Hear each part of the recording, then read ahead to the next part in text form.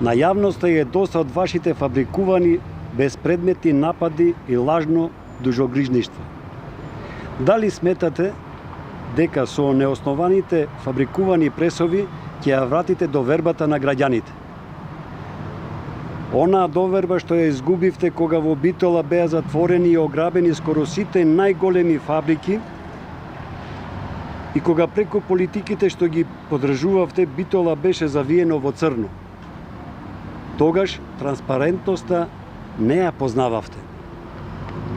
Повторно ќе истакнеме дека целокупниот имот, вклучително и просториите на седиштето на општинскиот комитет на ВМРО ДПМН Битола, е стекнат на легален пат во согласност со законските нормативи по пат на чланарина и донации во еден крајно транспарентен процес.